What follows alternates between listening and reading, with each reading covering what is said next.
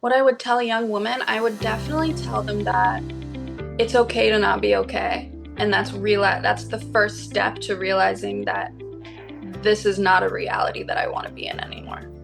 It's okay to not be okay and it's okay to ask for help because without our community, without the people around us helping us and being a mirror to us to show us where we're lacking and say like that is not okay. That's not a normal feeling. We should look into this.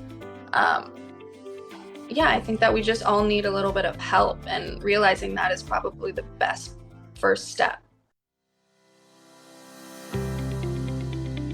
Welcome to the Launch Button Podcast, where we unlock the secrets of successful entrepreneurs and real estate investors who found the courage to hit the launch button and take control of their destiny. Join me, Hugh, best-selling author, seasoned real estate investor, and serial entrepreneur, as we dive deep into inspiring stories and invaluable lessons that will empower you to break free from the ordinary and pursue your true passions. Are you feeling trapped in a job that drains your passion and leaves you yearning for more? Are you ready to accelerate your business and our real estate investing to take it to the next level? It's time to ignite your dreams and embrace the limitless possibilities that life has to offer. Get ready to launch into the life you've always desired by pressing the launch button. All right, everybody, welcome back to another episode of the Launch Button Podcast, where we talk to successful entrepreneurs that have launched and can tell you their story so that you can continue to grow on your journey to success, because we all go in a different way and a different path. And we've got an amazing guest on here, Aria here, and she went in several different directions and then ended up where she is, because that's how life is. It's not, we all think, hey, it's a straight line to success, and it's not. There's lots of up and downs, there's lots of curves, and there's lots of opportunities to give up. But she stayed on the path and found her calling, found what she truly loves to do. And you will see it, for those of you guys on the YouTube channel, when she talks about the things she loves to do, she lights up like a bright light. There's that big smile right there. And you will see that happen as we go through the process. And that's one of the things we talk about. So Aria, you have a very unique background, because you were like, I'm going down this path, then I'm going to shift over here and then here. Tell everybody, because you have that unique path of where you went in different directions and then came back and found your passion. Walk everybody through that process a little bit from start to finish on your journey to success. Okay, so hello, I'm Aria, and I am a holistic health coach certified with a background in psychology, and I'm also an astrologer. So the way that this all kind of worked out was, when I was younger, I kind of dealt with a lot of different types of generational trauma that were hindering my ability to become my best self in life. And I never really knew what I wanted to do until by mid 20s. So I was always kind of lost and very much so clouded by my own traumas that were holding me back. And a lot of it was my subconscious mind. So with that being said, I was kind of unable to really connect to my intuition, which made it difficult for me to connect to my purpose. And the more So just use the term there. So let's just help the users with that. Clouded your, say that again, that you connection to my intuition, okay. because my nervous system was so in survival mode for so long that I couldn't decipher the difference between intuition and fear. So yeah, that was kind of just running the show. And And a lot of essentially, people have that. A lot of people have yeah, that, right? Like, and they don't know that they're actually in fear versus doing the things that they should be doing. exactly. And that's why I'm here to help. And yeah, so the more I've always been called towards psychology, and it goes through generations. My grandma, my sister, many other people in my family have been very into psychology and have gotten their degree in it, which I did as well. After that, I realized, okay, I could either go to get my master's and become a therapist, or I could kind of follow my intuition, because I was doing a lot of the mindfulness work, the breath work, the meditation. I was doing my own healing to try to get my intuition to be a little louder. And so I did a lot of the healing work. I went to a lot of different coaches and mentors and classes, and I kind of was able to find my path and my voice. And through that and through my psychology degree, I decided to follow my intuition and just take the entrepreneurial route. And I'm so grateful I did, because it's a gift, and I'm very able to help everyone that I've wanted to help in my own way, instead of like in a therapeutic environment. It's more of like a normal life environment. So I really enjoy it. Well, and like, because you're like on opposite sides of the spectrum, right? We got like astrology over here, and you Yeah. got like science over here, and And then I it's like, mix it all. and you're like pulling them both together. So Yeah. I would like allow yourself to do, because I think that's one of the biggest things. You're like, no, I'm a psychologist. It's deep rooted in my family. It goes all the way back for generations, and then being able to be like, okay, I'm gonna break free. Honestly, that's kind of like where you look at Western and Eastern medicine now today. A lot of Western medicine is go to the doctors, they're going to prescribe you something to just calm down your symptoms. No one's really getting to the root of these symptoms and why our body is reacting to certain environments or certain substances and certain experiences. And a lot of Eastern medicine is connected also to nature. That's kind of where it derives from. So when you're looking at Eastern medicine, you're looking at nature, and we ourselves are nature.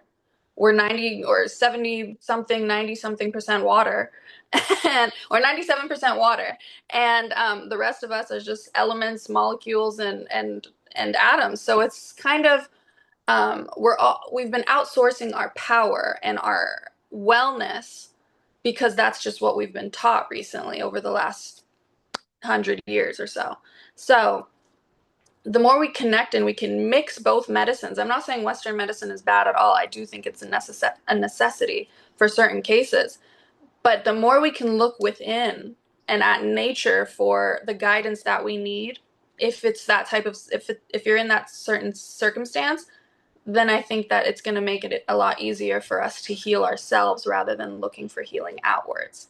And I mixed both astrology and psychology because, astrology actually has it's got a bit of a negative perspective. Astrology is deeply misunderstood. It's not fortune telling, and it's an ancient psychological and energetic framework that helps us understand ourselves and our cycles and our evolution as well. So we're made of the same elements of the stars, and we are the cosmos embodied in a way. So humanity has lost touch with nature and our intuition through different things that keep us safe, like our ego, power, control, dopamine. And astrology kind of just helps us remember that there's something much greater out there than just us. But because it's looked at so negatively nowadays, it's kind of unfortunate that we've lost that connection to something so much bigger than us. But Yeah, there's so much more to astrology too than just your sun sign as well. There's so much depth. There's a birth chart that is a snapshot of the sky, which is what I work with, which was what I was reading everyone's at that totality event. And it turns skeptics into believers when I talk to them about their childhood traumas, how their parents were, the way that their deep subconscious blockages in their mind that they don't even realize are there until I'm like, hey, does this happen to you? And they're like, how did you know that? And it's, I use my scientific tools, and then I just whip out my astrological tool if they're up for it. right. Some people, aren't, and they just want to stick to just like the psychological aspect. But I like to do the mind, body, and soul healing. So I kind of just mix it all into one, because all of them are very much so, they do go hand in hand. Yeah, you can't just treat the symptom, right? You got to treat the root cause, and too many people just Exactly. want that treat the symptom thing Exactly. versus what it is. So yeah, and it was pretty funny. We met at the Final Percent event out Mm-hmm. there in Seattle, and you were doing that for all those people, and then you asked me for my birthday and all of that. And full disclosure to everybody on here, the response was, "You're complicated," and I was Yeah. like, "Yes." There were so many layers to that, and I was like, oh my goodness. This one's got a lot of depth. He's And then like, I was like gassed out because I had just read like over 20 people's mini little readings, and then you come here with this very complicated chart, and I'm like, Hugh, You got to give me a minute. And then it became the big joke of the event because then everybody wanted to know. I was like, yes, I know I am complicated. Like people Yeah. think they figured me out, but I am Mm, complicated. So I'm glad you proved me right, right? And everybody's like, oh, I know what he's about. I was like, you don't, but it's okay. You guys can all believe no, that. there's so much more to you than meets the eye. That's for sure. So as you've been doing this work, because some people are going to receive it well, and some people aren't going, like you said, like they only want Yeah. one or the other. How have you been able to open people's minds and allow that, sort of to bring both sides together like that for people so that you can, sneak in the astrological stuff sometimes into people so that they like start to open their minds? Like, what's been one of the biggest tools you've used to get people to open up their minds? So a good way is where I just simply ask them. I don't know anything about these people, and I'm like, can I just show you something? And then I get their information, and I'm just like, okay, this you can have this in your healing or not. Um, I personally, it's a map of your entire existence on this earth, and I can help you through it. And we can also move through different transits too, as to look at where all the planets are and how they're affecting you. But let me just look at this, and I'm going to give you 10 minutes, 10, 15 minutes. I'll show you what I see, and you can either like it and use it, or we could just not use it at all. Most clients end up wanting to use it, and some of them are skeptical and some of them aren't. And some of them are like, I love this stuff, let's do this. And the skeptics usually end up loving it by the end. And because there's so much more to just astrology than just like your sun sign. And, I could totally understand why people look at it as just like woo woo or just not, dependable for healing. But it's incredibly useful in this life. And I'm just excited and happy to see that it's been coming up more with people and their healing modalities. But yeah, I just kind of just I let them know, healing isn't about perfection. It's about awareness and alignment and coming home to yourself, and whatever tools that you can use in life that kind of guide you there, why not try them? Yeah. Well, I think you did that. It's like that curiosity thing, right? You were like, Yeah. well, let me just see if you like this. And then people are like, all right, like they'll do the head turn like I just did. Yeah. They'll do like the head turn, and then you read it, you're like, oh wait, there's something there. Because, Right? yeah, and a lot of the times I won't even bring up the astrology. I'll just ask them about their life and where they feel like they're lacking and where they feel like they may need some assistance, and what they're not happy with, essentially. And then, we'll talk about it and get to the root cause. So I do the talk therapy, I do the somatic therapy with the body as well, so because our bodies keep score of all of our traumas and all of our situations that go on within it, and that causes dis-ease, which is disease. And so you got to kind of use all three modalities: body healing, mind healing, and soul healing. So first I start with the mind, and then I go with the body, and then I'll bring in the astrology, because I'll tell them, listen, this is what your chart says, and this is where you're telling me your issue is, and this is just essentially a karmic loop that you need to heal from, that's keeping you back from evolving into a better version of yourself that can actually hear your intuition and hear your purpose, so you don't have to live these lives of not enjoying your time here as much as you possibly could be, because you're working a job that you hate, or you can't you have addictions, or you have really really unfortunate traumas from your childhood that are holding you back. And all of these come out and they show on the chart as well, but I bring that in last. So you know all these things about people, but you can't Yes. tell them because they're not ready for it, right? So you got to like drip it on them, like here's a little bit, and see what they can take. Yeah, essentially, most of my clients want the astrology part. So it's not that I have to kind of drip anything. I bring in the astrology last, but first I do the talk therapy, and I ask them where they're lacking and what their situations are in life and what they would like to see differently. And then I bring in the astrology, and I'm like, okay, well, this is correlating with this. So you're on the right path, but your chart shows you where you need to evolve from.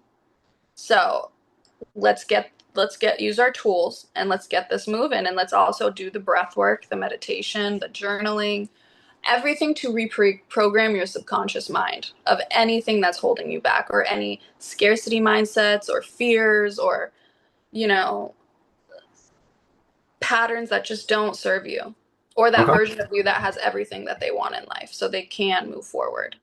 Yeah.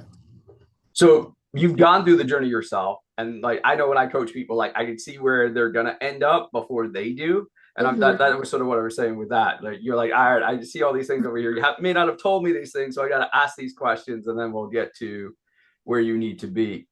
Yeah. So, especially, what would you say to young women that have gone through? You said you had a lot of childhood trauma and all of those things that have that. How can they start their journey to finding, their true calling, as you said it? Mm-hmm. What I would tell young women, I would definitely tell them that it's okay to not be okay. And that's the first step to realizing that this is not a reality that I want to be in anymore. It's okay to not be okay, and it's okay to ask for help, because without our community, without the people around us helping us and being a mirror to us to show us where we're lacking, and say like that is not okay. That's not a normal feeling. We should look into this. Um, yeah, I think that we just all need a little bit of help, and realizing that is probably the best first step. And looking into why, instead of looking at life as to like, why is this happening to me? Or how could this happen to me? It's more of like, why is this happening to me?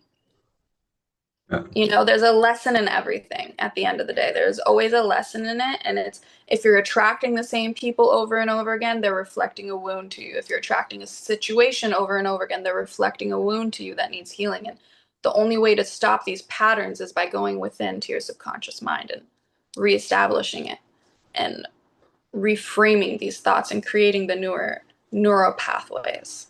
Yeah. I think that's huge right there. What you just said, like number one, reframing it from why is it happening to what am I supposed to learn from this, or what what Mm-hmm. what is it trying to teach me? Because Yeah, I don't know how many times like we bang our head against the wall because we keep repeating the same situation. We're like, but it, and then it happens again, and you're like, I thought I did it different this time. Like, why does it keep happening? You know, exactly. and being able to do that. So, Mm-hmm. what is one of your favorite stories about a client or somebody that you've helped, like see that transformation in them? Because I know that's why you're in it. Like when you talk Yeah. about that, I see you light up, like with the people you help and getting them through that process. So tell us about, and you don't have to name the person, but just tell us about the situation and the outcome and what really filled you up from that experience. Yeah, I'd love to. So, with that experience, specific client story that really makes my heart just sing, um, was about my client who had a wound of healing her inner child. So, if we're not connected to our inner child, or our inner child did not feel safe growing up in any way, shape, or form, we're going to feel stunted in a way subconsciously. It's not going to allow us to. It's just going to keep replaying within our minds subconsciously, but also start to create the same patterns in our realities as well. So if your inner child isn't healed, or she was scared, or she was hurt, or she was traumatized, or he, um, you're going to constantly live in survival mode. And your body and your mind are going to come up with a way to keep you safe in ways that you don't even need to be that way anymore. So, my client was very disconnected from her femininity and self worth due to her early traumas as a child, certain things that children should never go through. Um, she was she was about 46 when she came to me, and she was very overly masculine, emotionally numb, and struggled with confidence. And she also struggled with her sexuality in a way, and she just didn't feel feminine. But she wasn't bisexual. She wasn't gay or anything. She was married to a man who fully wanted her, and it's just her who felt very unsafe intimately. And so there are so many ways to heal your inner child, and she really, really did the best possible thing by being so open to this process and allowing me to guide her through it and doing all of the journaling, the guided meditations I would put her through, where we would kind of go back into her subconscious, almost like a little bit of hypnosis, but it's a little bit of like EMDR therapy as well. We would work a lot on her creativity because if you know about the chakra systems, there's a creation chakra that's right underneath your belly button where you also create children from. So it's your feminine essence and your creativity energy is very much so one. So we worked on those things and we kind of just guided her into balancing out her masculine and feminine energy because everyone has both. So when one is a little too masculine, which means she's very guarded, she doesn't feel connected to her intuition, her feminine essence. She's not able to be that soft uh, woman that she is. And so we essentially just kind of like, I helped remind her of her power as a woman. And it was a really beautiful process because we all need that. And we all have so many traumas and so many things that keep us from being balanced in that area, that the more we're able to heal these things, the better we can become as humans, partners, and siblings, and just people in this world. But Okay. yeah, it was really nice to see her blossom like a flower after our 6 months together. It was you could just see her brighten up. She was in alignment. She felt like so much flow. She felt magnetic. And she started to really open up with her husband. And it was just really, it's a very special job to have. And I love that I could help her heal her inner child through that, because we all need to heal our inner children. And it's a grueling process at times because there's a lot of tears and you're really connecting to that younger version of yourself that was very scared as a kid, but it's very necessary. Yeah. It sounds like a great journey. And right Yeah. there at the end, we could see you like light up just as you were like, as she came into her femininity and she was able to, blossom, as you said, into the Hmm. true woman that she is. And I know that's hugely rewarding for you to see that in the end of that process, right? Yes, absolutely. That's why I'm here. I want to help people with all of that stuff. So Yeah. it's very rewarding. So now you mentioned journaling a couple times on here, and that's definitely a big key for a lot of people. So Hmm. talk a little bit about like why is it important for people to write things down, not necessarily type it, but like write it down during that process. What does that allow them to do? So journaling for me and many other people, I'm sure, is so imperative to healing because it gets all of the junk in your brain out and onto paper, and you're kind of analyzing it and you're processing it as you write. So then you're able to see it so much clearly and feel what you're supposed to feel. Because a lot of us, when we feel things, we just feel it and it's just that's it. With journaling, it allows us to observe our thought process and our feelings without attaching, and then being able to be like, okay, this works, this doesn't, and I needed to get rid of that. So it kind of just like levels everything out and makes it a very clear playing field for you to see what you need to work on and what's next. And just also, it's a huge release too. So there's so many different formats to journaling. Yeah. So do you just tell people just grab something, start writing each Oh no, morning I or do each like night? guided journalings. Well, I'll put Okay. them through a guided meditation, and then where we'll go to wherever we need to go, and then I'll have them journal about what came up for them afterwards. Sometimes I have them journal first, few sentences, go through the guided meditation, journal afterwards what else came up, and then we kind of map it all together and see where we can go from there. Okay. Awesome. So Yeah. as you everybody listening on here sort of thinking about that is one of the biggest things. Like there's really some scientific studies. It's not typing because a lot of people nowadays with their phones they're like, oh, I just type it on here, it's the same thing, right? Yeah, And it just is and it's not. and I if do you that. saw Yeah. if you saw her reaction on YouTube, she just went, no, that totally is not right, because like she pulled back and everything like that. So Yeah. tell them exactly why. And I knew it wasn't correct, but I wanted to just allow you that reaction. So share with them why it's not exactly the same thing. The act of writing it out is very sacred. It's a release. It's a release. If it sits in your phone and you're just sitting there, obviously I do this when like if like I don't have a piece of paper or a pen with me, but I'm very intentional, and that's a lot about doing the work is being intentional with it.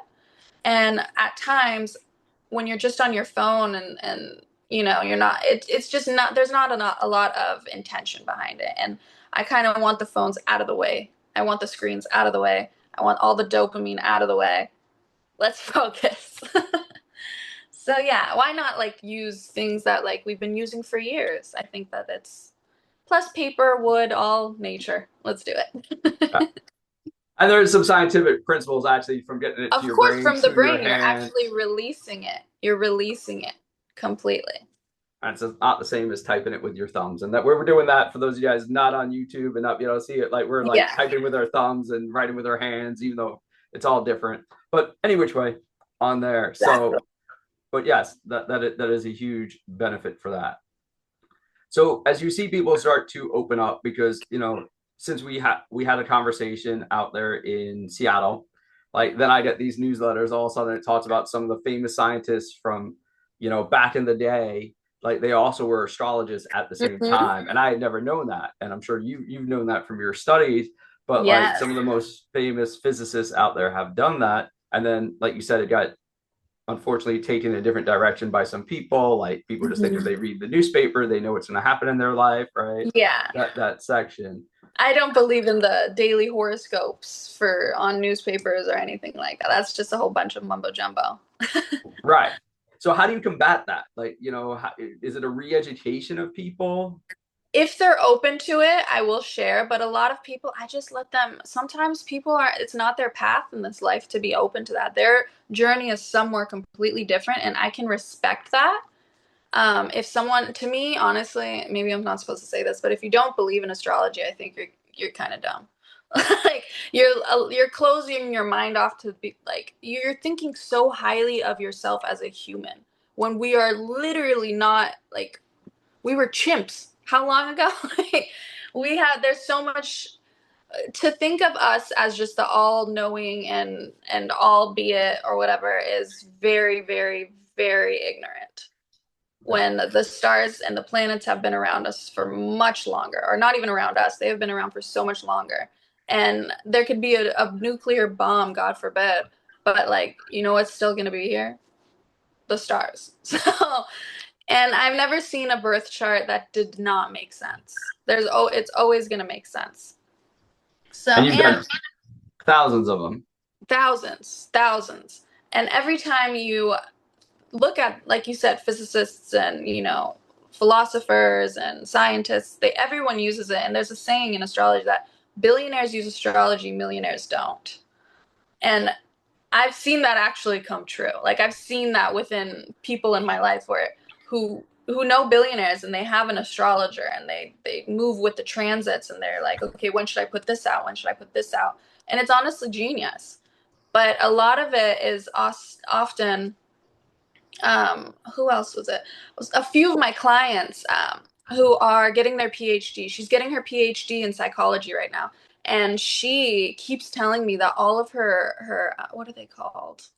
All of her they're not teachers, but they're Fellows or supervisors and teachers and all of them. She's like, they all keep telling me that they're into astrology, they're into Reiki, they're into just all quantum physics and energy modalities and like that. So it's not so much that people aren't interested in it, it's that society as a whole kind of looks at it like it's not that exciting. But like the people who have a brain and they see the power in it, and I think that's super awesome. And yeah, like I said, if people don't respect it, then that's their journey. It's not really my job to change their mind, because I know that the people who are going to be my clients are going to feel intuitively that I'm here to help them and with whatever tools I can possibly use.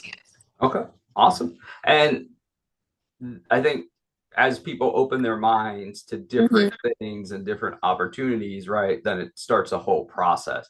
Some people are Exactly. just nervous about what they're going to find out about themselves and not necessarily the other person. It's like, Yeah. ooh, we're going to open that door. I've been bolting that one shut for years because I don't want to go deep. And those are the people that need the most help. Usually. Yeah. So it's a lot of the times we're scared, like you said, scared of opening that door because a lot of the time you have to heal if you see it. Yeah. Or else it just gets bigger and bigger within you and you'll crash out.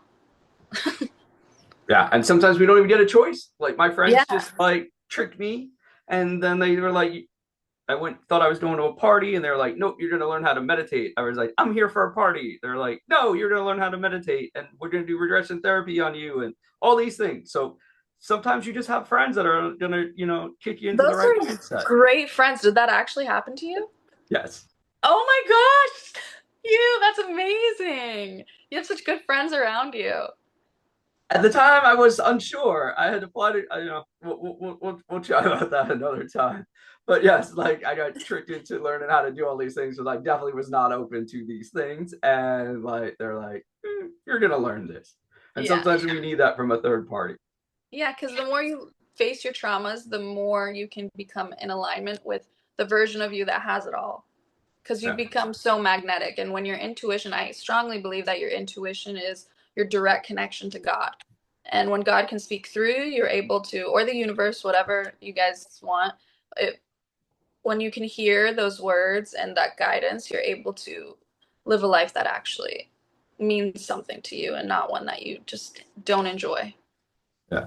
And I joked around just on that story, like people don't know they've got the 800-pound gorilla sitting on their chest, and then all of a sudden something happens and you're like, ooh, I feel so much lighter, right? Like you can't explain that to people. They have to like go through it. Exactly. It's a very special, deep process that allows you to really like release things that you didn't even know you were holding on to. Yeah. And a lot of the time the weight will shed, people's skin clear up, people's hair starts growing back. A lot of like ailments and illnesses start to disappear because you're no longer in survival mode, which means you're no longer inflamed. So it's very important to move all of the energy throughout your body and heal everything. And if you guys want to learn more about this and dive deeper, she will definitely do your reading. She did mine. Arya did mine, and I'm complicated. So hopefully you people out there are not as complicated. We can deal with complicated too. It's just you needed a longer session. Yes, I did. I'm unique like that. So doing that, we're definitely going to put all her contact information below and in the show notes for you guys so that you guys can schedule an appointment.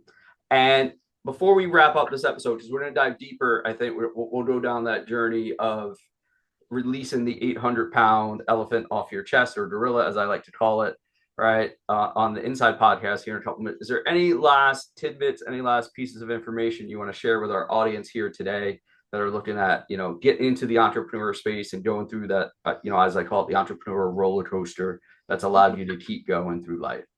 Yeah, I think keep faith. Always remember where you came from and follow the intuitive nudges and put in the work. Okay. That's all I've got. What was an intuitive nudge you got in life? An intuitive nudge, go into psychology. Don't get your master's, go into the entrepreneurial route. And I wouldn't, if I was wondering and catastrophizing the whole time of like, what am I going to do next? What am I going to do next? Instead of being present and handling what's in front of me now, taking it step by step, then I wouldn't be where I am today. I think that's huge advice, right? Being present and just taking the next step, because everybody's like, well, I want to be here, but they're missing all the opportunities here. Yeah. They don't see. There's so much to be handled in the present moment and listening to how your body reacts to all of these ideas and deciphering if it's fear or intuition. Yeah. So if you want to learn the difference between fear and intuition, definitely reach out to Arya. She's going to walk you through that process. She's going to get you all set up there. We're going to hop on the Inside Podcast. We're going to go a little deeper onto releasing that pressure off your chest that you don't even know you have. So we'll see you on the Inside Podcast. For all of you out there, just remember, keep taking one more step, one more action to help you launch into success. Have a great day, everybody. Bye. Thank you for joining us on the Launch Button Podcast, your gateway to unlocking your true potential and pursuing your passions. Don't let the journey end here. For more empowering insights, valuable resources, exclusive content, and free giveaways, visit www.thelaunchbuttonpodcast.com.